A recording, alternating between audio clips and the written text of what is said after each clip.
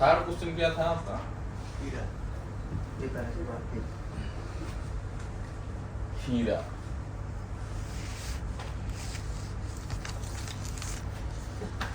हीरा का मतलब है हजार्ड आइडेंटिफिकेशन, रिस्क असेसमेंट।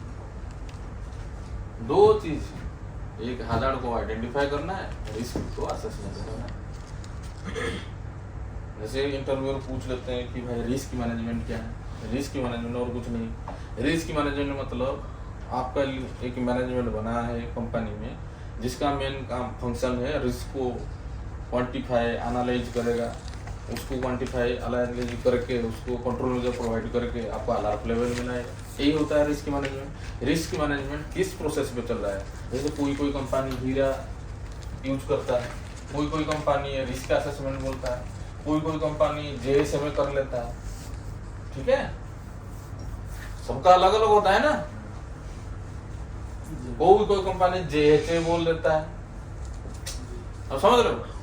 पहला चीज ये सब रिस्क मैनेजमेंट में आता है। रिस्क मैनेजमेंट के अंदर आपको कौन सा प्रोसेस में जाना है, आपका कंपनी में क्या चल रहा है, उसको समझना है। ठीक है, आज हम बात करेंगे हीरा के ऊपर, hazard identification and risk assessment. दो चीज है, हजार्ड को आइडेंटिफाई करना है, रिस्क को असेसमेंट करना है। पहला चीज हीरा बना बताने से पहले आपको जो हजार्ड आइडेंटिफिकेशन, पहला हजार्ड को आपको ढूंढना पड़ेगा। हजार्ड आइडेंटिफिकेशन का मतलब क्या है? आपके पास क्वालिटी होना चाहिए कि आप हजार्ड को ढूंढ सकते हो। हजार्ड को ढूंढ सकते हो। हमारा बंदे क्या करते हैं, हजार्ड क्या है, रिस्क क्या है, सबको एक ही साथ जोड़ देते हैं। सबसे बड़ा चीज हुई है कि भाई हजार्ड एक अलग चीज है, रिस्क एक अलग चीज है।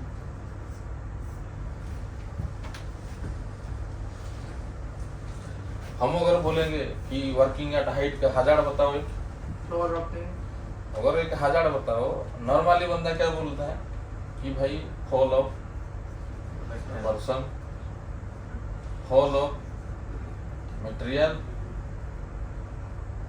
यही सब बोला जाता है। समझ में आना चाहिए हजार्ड क्या है, हजार्ड का डेफिनेशन क्या है, फिर से समझ लो।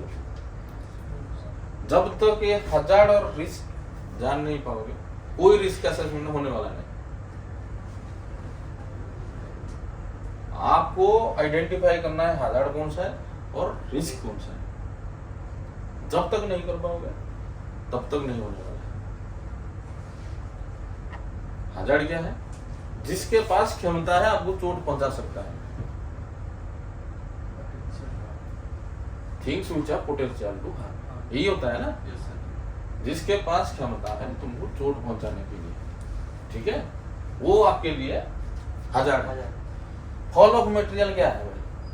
वो आपको क्या चोट पहुंचाना है?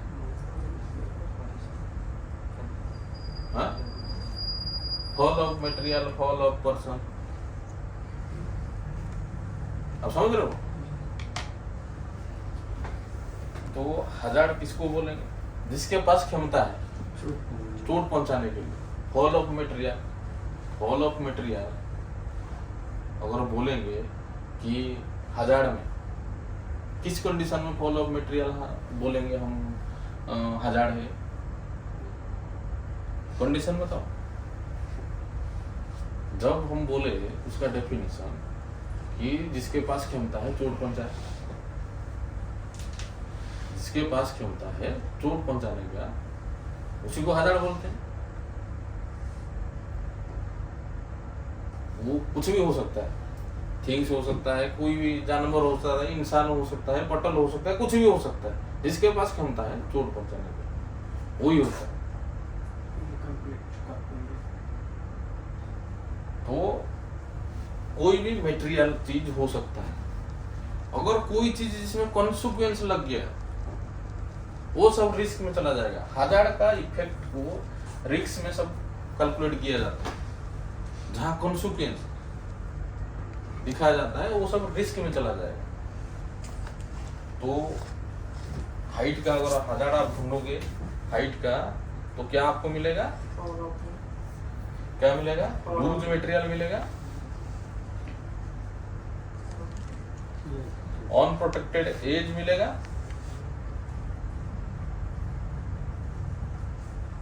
एज मिलेगा, शॉक मिलेगा,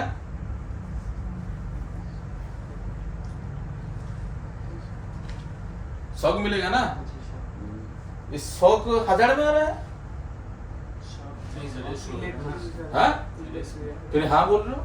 अभी मैं समझाया जो चीज आपको चोट पहुंचा सकता है वो चीज हजार है, तो शॉक कहां से आ गया? शॉक शॉक कैसे आपको चोट पहुंचा सकता है? चोट पहुंचाने वाला कौन है? इलेक्ट्रिसिटी। हजार कौन सा है? जो सोर्स जहां से निकल रहा है वही हजार है। सोर्स ही हजार हो सकता है जिसके पास क्षमता है। इलेक्ट्रिसिटी के पास क्षमता है जो मुझे चोट पहुंचा सकता है। भाई मैं जाके छूऊंगा तो मुझे शॉक लगेगा ना, मैं जाके छूऊंगा तो शॉक लगेगा। मतलब हजार के इफेक्ट कॉन्सिक्वेंस दिखा रहा है इसमें, समझ रहे हो? तो शॉक कहां आएगा?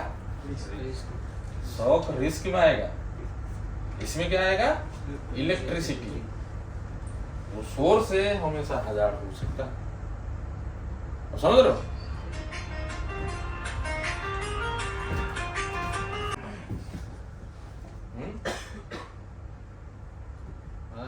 शॉक मतलब फिर हजार में हजार आ गया, मतलब तुम लोग सुन ही रहे हो, हाँ? मतलब सुनने का कोई मन नहीं है।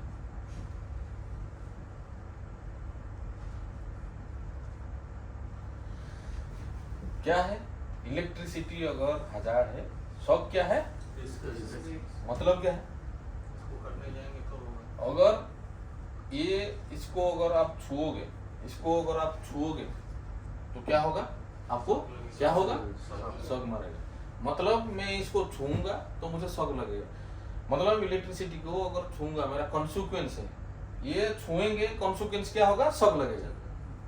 हम तो रिस्क में पढ़ रहे हैं ना, प्रोबेबिलिटी, सिविरिटी, यही है ना रिस्क की, जिसको किसको बोलते हैं? प्रोबेबिलिटी और सिविरिटी को। अगर तुम प्रोबेबिलिटी या सिविरिटी को कोई चीज डिस्क्राइब करता है, वो चीज होता है रिस्क। ये जो हजार का जो इफेक्ट है वो यही चीज को, प्रोबेबिलिटी सिविरिटी को टच करता है। इसके लिए तो आपका रिस्क बनता है, ठीक है? तो आप अगर, मैं बोलूंगा मैं इलेक्ट्रिसिटी को 5 बार छूंगा, 4 बार छूंगा, किसके लिए बात हो रहा है? प्रोबेबिलिटी के बारे में बात हो रहा है। या पिछले साल में कितना बार हुआ था ये चीज, शॉक कितना बार लगा था, अगर 4 बार छूगे तो क्या होने वाला है? ये सब क्या हो रहा है? प्रोबेबिलिटी हो रहा है। और लगने के बाद क्या हो सकता है? इलेक्ट्रोक्यूशन। इलेक्ट्रोक्यूशन क्या है? हजार या रिस्क है? जो इलेक्ट्रोक्यूशन बोलते हैं, इलेक्ट्रोक्यूशन का मतलब क्या है? इलेक्ट्रोक्यूशन का मतलब क्या है? इलेक्ट्रोक्यूशन का मतलब क्या है?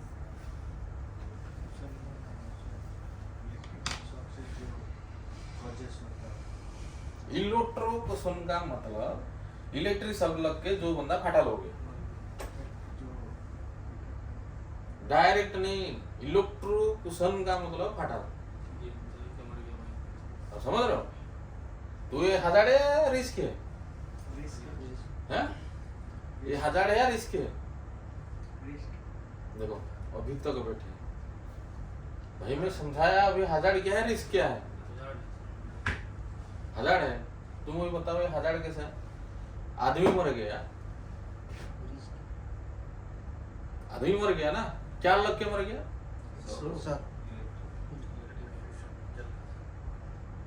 शॉक लगा, आदमी मर गया। वो सब क्या, किसको लग कर, क्या टच किया जो आदमी मर गया?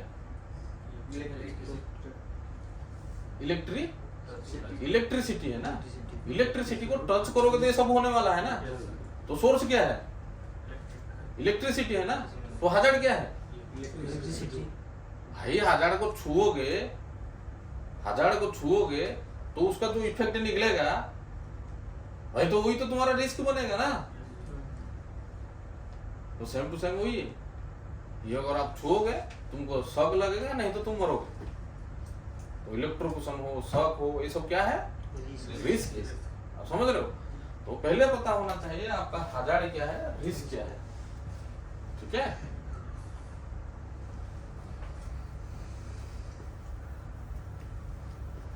तो रिस्क कैसे आइडेंटिफाई किया जाता है? Risk equal to probability into severity. यही जो बताया कि भाई यहाँ अगर करंट है, प्रोबेबिलिटी का मतलब कितना बार लग सकता है, सिवियरिटी का मतलब लगेगा तो कितना जोर से लगेगा। ये सब कैलकुलेशन कब करते हैं?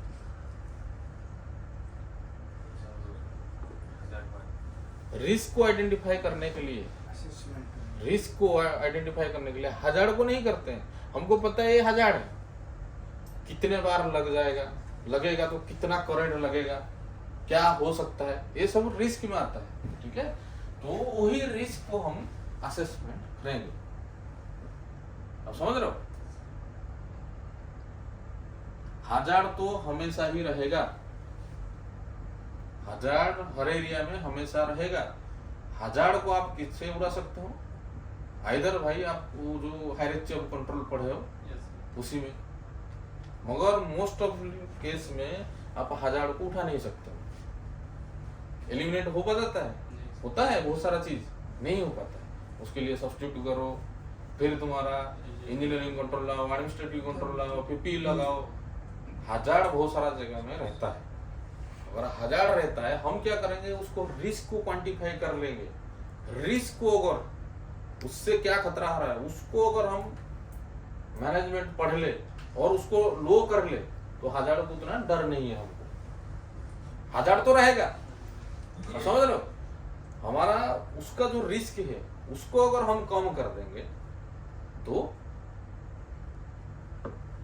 सबके लिए अच्छा है। तो उतना कोई बंदा को चोट नहीं लगेगा, किसी का फटा नहीं होगा, कुछ नहीं होने वाला है। ठीक है? हजार्ड रहेगा। आप क्या कंट्रोल मेजर लगा के उसको अलार्म कर रहे हो या एलिमिनेट कर रहे हो, कुछ भी कर रहे हो, ये सब हम लगा रहे हैं, कंट्रोल मेथड लगा रहे हैं रिस्क को एनालाइज करने के लिए और उसको अलार्म लेवल लाने के लिए। आप समझ गए सब? तो रिस्क असेसमेंट वही है। हजार्ड आइडेंटिफिकेशन का मतलब क्या है? आपको हजार्ड ढूंढना है। पहले हजार्ड ढूंढने से पहले आपको देखना है कौन सा चीज का आप हीरा बना रहे हो। वर्किंग एट हाइट का बना रहे हो, लिफ्टिंग का बना रहे हो, या इरेक्शन का बना रहे हो। कोई एक टॉपिक को पकड़ोगे ना, एक टॉपिक को पकड़ोगे वर्किंग एट हाइट का। तो पहले हमेशा अगर आप कोई हीरा बना रहे हो, रिस्क असेसमेंट बना रहे हो, कुछ भी बना रहे हो, पहले आपको कौन सा एक्टिविटी चल रहा है उसको पहले देखिए, उसी से आपका हजार्ड निकलेगा। पता चला एक्टिविटी नहीं पता चलेगा, हजार्ड कहाँ से लेके आओगे? हजार्ड तो हर जगह है भाई। कौन सा काम करने जा रहे हो जिसका रिस्क असेसमेंट आप कर रहे हो, हाइट का करने जा रहे हैं, तो एक्टिविटी पहले आपको लेना पड़ेगा। कौन सा एक्टिविटी में आप काम करोगे? वर्किंग एट हाइट का। तो वर्किंग एट हाइट में आपको क्या क्या हजार्ड मिलेगा वो लिख देना। ठीक है? इसका क्या हो सकता है, कॉन्सिक्वेंस क्या हो सकता है, ऐसे में होता है जिसको रिस्क बोलते हैं। कॉन्सिक्वेंस मतलब क्या क्या हो सकता है इसमें। ठीक है?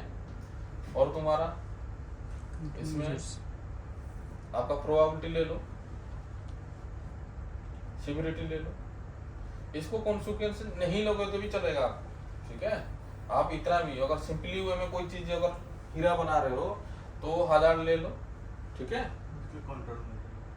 इसके पास ले लो क्या क्या प्रोबेबिलिटी बन रहा है आपका, क्या क्या सिवियरिटी बना रहा है आपका, कंट्रोल मेजर देख लो, ये रिस्क आ गया आपका। ठीक है?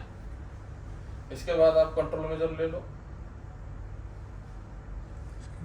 आपका रिस्क लेवल क्या आ जाएगा इसमें, सॉरी रिस्क के बाद इसमें तो आपका रिस्क लेवल पर आ जाएगा, रिस्क लेवल आ जाएगा। उसके बाद आपको कंट्रोल मेजर लगाना है, फिर कंट्रोल मेजर लगा के देखना है, फिर आपको क्या करना है, फिर आपको प्रोबेबिलिटी देखना है, फिर कुछ हो सकता है क्या, फिर क्या देखना है आपको, सिक्योरिटी जाना है,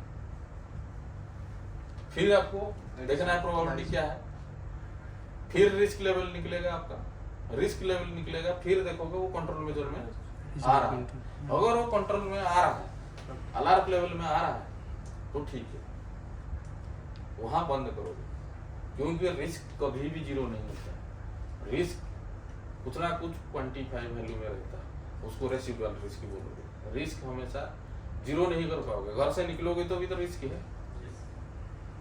हजार्ड और रिस्क कभी खत्म नहीं होने वाला है। अगर हजार्ड खत्म हो सकता है, अगर उसको एलिमिनेट कर लो, डायरेक्ट एलिमिनेट कर लो तो खत्म हो सकता है, मगर रिस्क तो कभी भी खत्म नहीं होने वाला है। उसको आप क्वांटिफाई कर सकते हो, क्वांटिफाई करके अलार्म लेवल तक पहुंचा सकते हो। समझ रहे हो? तो देख लेना कि हजार्ड क्या है, वर्किंग एट हाइट का, जैसे मैं बोला लूज मटेरियल बोला, अनप्रोटेक्टेड एज बोला, 3-4 हजार्ड है जो रहेगा, उस हिसाब से इसका प्रोबेबिलिटी क्या बनेगा। हर कंपनी का रिस्क असेसमेंट का मैनुअल बना होगा, प्रोसीजर बना होगा कि भाई प्रोबेबिलिटी का चार्ट 1 से 5 तक रहेगा या 1 से 3 तक लेते हैं। रेटिंग जो लेते हैं, जैसे प्रोबेबिलिटी रेटिंग लेते हैं, प्रोबेबिलिटी का रेटिंग जो लेते हैं, कोई कंपनी में 1 to 5 तक रहता है, 1 2 3 4 5 करके लेवल के हिसाब से रहता है। सिविरिटी भी ऐसा रहता है, सिविरिटी में 1 2 3 4 5 ऐसा करके रहता है। आपको देखना है आपका कंपनी का प्रोसेस क्या है, कौन सा चीज के लिए कौन सा लेवल दिया गया है। 1 किसको बोलोगे, 2 किसको बोलोगे, 3 किसको बोलोगे, 4 किसको बोलोगे, 5 किसको, रेटिंग उसी हिसाब से आपको पुट करना है। अगर वर्किंग एट हाइट में अगर 50 मीटर का आप काम कर रहे हो, आपका सिविरिटी हमेशा हाई रहेगा। प्रोबेबिलिटी आप देखोगे वहाँ क्या क्या सिस्टम है वहाँ काम करने के लिए, प्रोबेबिलिटी हमेशा कम हो सकता है, ज़्यादा हो सकता है। आप समझ रहे हो? प्रोबेबिलिटी ही एक फैक्टर है जो चेंज हो सकता है। सिविरिटी बहुत कम जगह में चेंज होता है, माइनर चेंज होता है। आप समझ रहे हो? तो भाई चिमनी में काम चल रहा है, 200 मीटर में काम चल रहा है,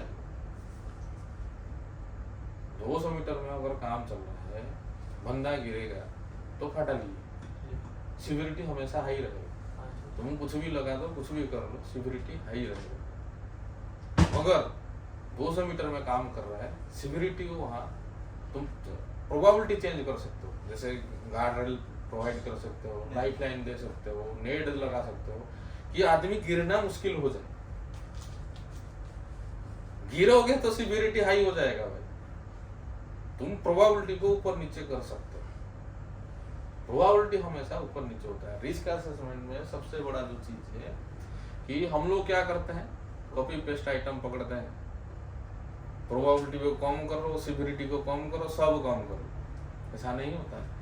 सिविरिटी हमेशा कांस्टेंट भी नहीं रहता है, स्लाइटली चेंज होता है।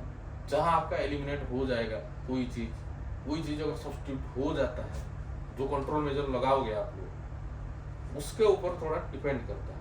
मगर सिविरिटी बहुत कम केस में चेंज होता है। आप कोशिश करोगे उसका प्रोबेबिलिटी को चेंज करने के लिए, जो ये कुछ चाहेगा तभी आदमी चिमनी से गिरेगा नहीं, उस टाइप का अगर कंट्रोल मेजर आप प्रोवाइड करोगे तो प्रोबेबिलिटी को आप लो करा सकते हो।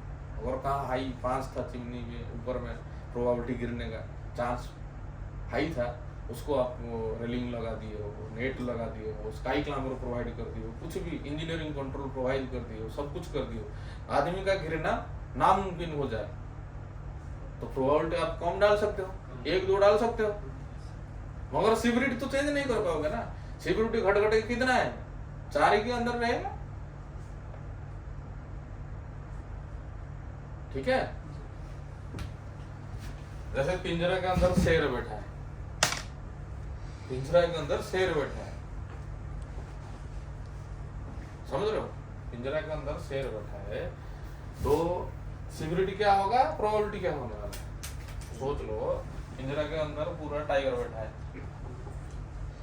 ठीक है, ये पिंजरा है।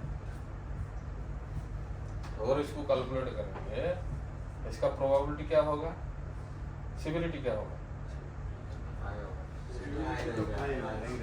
सिविरिटी हमेशा हाई रहेगा।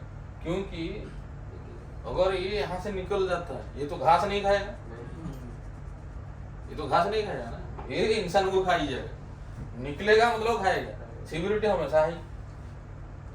प्रोबेबिलिटी क्या होगा, इसमें अगर तुम जाली मारे हो ये थोड़ा सा कम दिखा सकते हो, और क्या करोगे, बांग को पीपी पहना लो, लोहा का कोई प्लेट कुछ भी पहना लो, वो बाहर निकलेगा तो कुछ नहीं कर पाएगा। तुम जो भी कंट्रोल मेजर लगाओगे इसको रोकने के लिए कर सकते हो, ठीक है। तो प्रोबेबिलिटी को कुछ भी कंट्रोल मेजर लगा के कर सकते हो, चेंज कर सकते हो। और सिविरिटी उतना चेंज नहीं होने वाला, माइनर चेंज होने वाला है, ठीक है। सब कोई गड़बड़ वही करता है। और कोशिश करना जब तक अलार्म लेवल आ जाता है, आप जो कंट्रोल मेजर लगाओगे, हीरा में सबसे बड़ा चीज है, आप जो कंट्रोल मेजर लगाते हैं, सोच लो आपका प्रोबेबिलिटी ये सिविरिटी रिस्क लेवल आ गया, ये आ गया 4, ये 3, सॉरी ये 4 हो गया, ये कितना है 16 आ गया। जब आप 16 है हाई में अगर लेके जा रहे हो, आपका मैट्रिक्स में आपका कंपनी का मैट्रिक्स देख लेना, कौन सा में हाई रहेगा, कौन सा में मीडियम रहेगा, किस टाइप का मैट्रिक्स, 2x2 मैट्रिक्स रखे हो, 3x3 मैट्रिक्स रखे हो, या 5x5 मैट्रिक्स रखे हो। समझ रहे हैं, मैट्रिक्स का मतलब समझ रहा है, कौन सा मैट्रिक्स में आप लोग कर रहे हो देख लेना, उस हिसाब से। अगर 16 अगर आ रहा है हाई में, आपका कंट्रोल मेजर जो यहाँ से कंट्रोल मेजर आप डाल देते हो, हम ट्रेनिंग करेंगे, वो करेंगे, ये करेंगे, कंट्रोल मेजर कुछ भी लगा देते हैं, ट्रेनिंग करेंगे, टीबीटी करेंगे, वो करेंगे, ये करेंगे, वो कुछ नहीं चाहिए। हमेशा कोशिश करो जो भी कंट्रोल मेजर लगोगे हर चीज कंट्रोल के हिसाब से लगाना। पहले क्या है, एलिमिनेशन है, सब्स्टिट्यूशन है, इंजीनियरिंग कंट्रोल है, एडमिनिस्ट्रेटिव कंट्रोल है, पीपी है।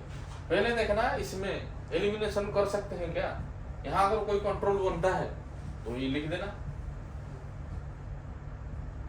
अगर नहीं मिल रहा है, सब्स्टिट्यूशन में कुछ हो पा रहा है क्या, वो कर लिख लेना, वो भी नहीं हो रहा है इंजीनियरिंग कंट्रोल में, वो भी कोई कंट्रोल है, 2-3 कंट्रोल उसका लिख देना। वर्किंग एट हाइट का जो कर रहे थे 2-3 कंट्रोल लिख दोगे कि भाई ऊपर में हम पूरा चारों तरफ रेलिंग लगाएंगे, गार्ड रेल लगाएंगे, सेफ्टी नेट देंगे, स्काई क्लाइंबर में हम काम करेंगे, सब कुछ कराएंगे। ये तो गया, ये तो तुम्हारा इंजीनियरिंग कंट्रोल में चला जाएगा जितने भी आप कर रहे हो।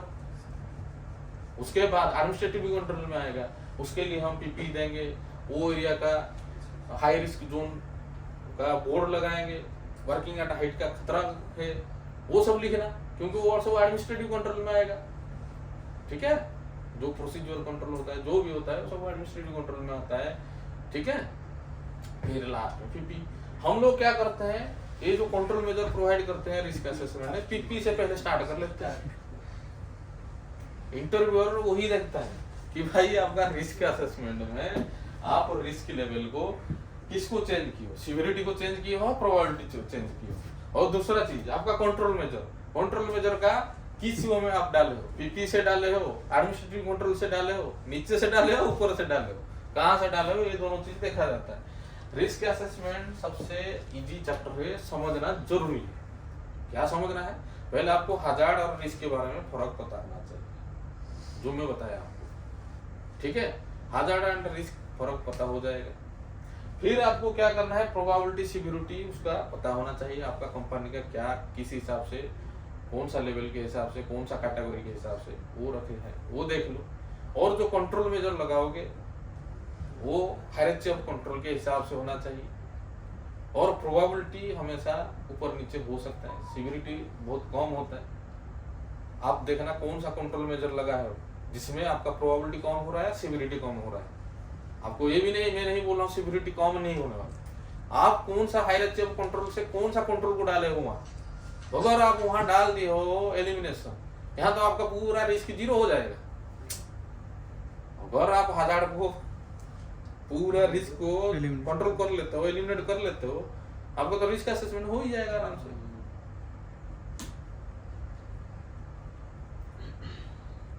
ठीक है, तो रिस्क असेसमेंट सबसे इजी है। आपको सिर्फ देखना है वो कंपनी का आपका मैट्रिक्स किस हिसाब से, 4 का मैट्रिक्स है या 5 का मैट्रिक्स है, आपको देखना है। 1 2 3 4, 4 का है 1 2 3 4, इस टाइप का मैट्रिक्स बना रहता है। ठीक है, आपका प्रोबेबिलिटी का क्या मैट्रिक्स है, सिविरिटी का क्या मैट्रिक्स है, आप देख लेना। उसी हिसाब से आपको लगता है कि भाई यहाँ को क्या प्रोबेबिलिटी रहेगा, ये क्या सिविरिटी रहेगा, कितना लेवल में काम कर रहे हैं, ये सब आपको प्रैक्टिकली साइड से ही आपको साइड का बनाना पड़ेगा। आपको पता चलेगा कि 5 मीटर में काम चल रहा है या 50 मीटर में काम चल रहा है या 200 मीटर में काम चल रहा है। रिस्क आपको पता है, रिस्क 5 मीटर में कम है, 200 मीटर ज्यादा है, उसी हिसाब से आपका रिस्क असेसमेंट बनेगा। रिस्क असेसमेंट उसी हिसाब से बनेगा। ठीक है, तो आपको देखना है साइड सिनेरियो के हिसाब से आपका प्रोबेबिलिटी, सिविरिटी, कंट्रोल मेजर क्या लोगे, वो सब डिपेंड करेगा। बैठे बैठे कुछ नहीं बना सकते हो। हम जो पहले क्या कर रहे हैं, लैपटॉप पकड़ के कॉपी पेस्ट कर लेते हैं, वो रियलिटी में वो सक्सेसफुल नहीं है। एक रिस्क असेसमेंट अगर करना है वर्किंग एट हाइट का, वो स्पॉट पे आपको जाना पड़ेगा। उसमें क्या क्या अरेंजमेंट बन सकता है, उसमें क्या हो सकता है, वो 10 मीटर में है या 50 मीटर में है या 5 मीटर में। 5 मीटर में है फिर भी नीचे सरिया है, वो भी तो हाई रिस्क में आ रहा है। आपको प्रोबेबिलिटी, सिविरिटी, क्या कंट्रोल लेना है, सब कुछ वहां आ जाएगा। फिर आप आके ऑफिस में बना सकते हो रिस्क असेसमेंट। ऑफिस में बैठ के बना नहीं सकते, साइड से देख के आके बना सकते। समझ में आया सबको? हजार्ड रिस्क के बारे में अच्छे से समझ लो। हजार्ड किसको बोलेंगे, रिस्क किसको बोलेंगे, प्रोबेबिलिटी क्या है, सिविरिटी क्या है, एक्टिविटी क्या चल रहा है, रिस्क लेवल उसका क्या है, कंट्रोल मेजर कैसे लगाना है। समझ में आ रहा है? अगर हम जो एक कंट्रोल मेजर के बाद यहाँ रिस्क लेवल आ जाना चाहिए, हम लोग क्या करते हैं, फिर प्रोबेबिलिटी डालते हैं, फिर सिविरिटी डालते हैं। अगर यहाँ 16 है, फिर हम क्या लेके आते हैं 12 में, 12 से लेके आते हैं 6 में, ऐसा करते हैं। अगर आपका कंट्रोल मेजर अच्छे से एक बार आप स्टडी करके साइड में देखोगे, हायरार्की ऑफ कंट्रोल के हिसाब से डालोगे, एक ही में कंप्लीट हो जाएगा। yes. आपका रिस्क असेसमेंट इतना लंबा नहीं होने वाला है। अगर आप कंट्रोल को अच्छे से समझ जाओगे और उसी हिसाब से डालोगे, ये हमेशा ऑन स्पॉट साइट स्पेसिफिक हिसाब से बनेगा।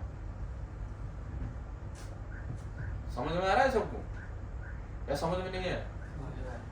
अगर समझ में नहीं आता है, अपना जो रिस्क असेसमेंट का फॉर्मेट है उसको लेके मेरे साथ बैठ जाए। उसमें दिया है प्रोबेबिलिटी का रेटिंग क्या है, क्यों इसीलिए मैं नहीं बता रहा हूँ। ये सब कंपनी का अलग अलग होता है।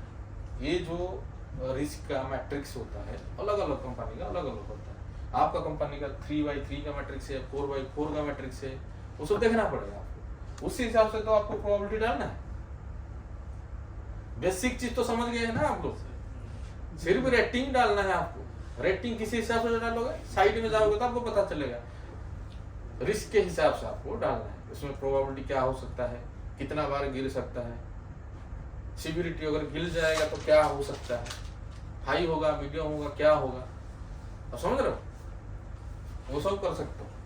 बेसिकली सब कंपनी का एक बेसिक में समझाने के लिए आपको बताया, सब कंपनी का अलग अलग फॉर्मेट है, अलग अलग सब कुछ है। मगर आप बेसिक समझ गए हो ना, ये चीजें बेसिक है। कहाँ पर कुछ भी फॉर्मेट मिल जाए आप लोग कर लोगे, क्योंकि बेसिक आपको पता है। सेम टू सेम सबका अलग अलग फॉर्मेट रहेगा, मगर बेसिक तो कोई चेंज नहीं होने वाला है ना।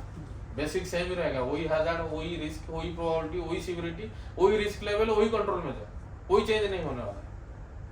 मैं आपको इसीलिए ये सब बता रहा हूँ, सिर्फ आपको बेसिक पता होना चाहिए। कंपनी सबका अलग अलग का रहता है, L&T का अलग रहता है, टाटा का अलग रहता है, अदानी का अलग रहता है, सबका अलग अलग फॉर्मेट रहता है ना सबका। मगर आपका बेसिक ही आपको ये सब चीज कराने के लिए, अगर बेसिक पता है सब चीज आप कर सकते हैं। ठीक है, चलो इतना है।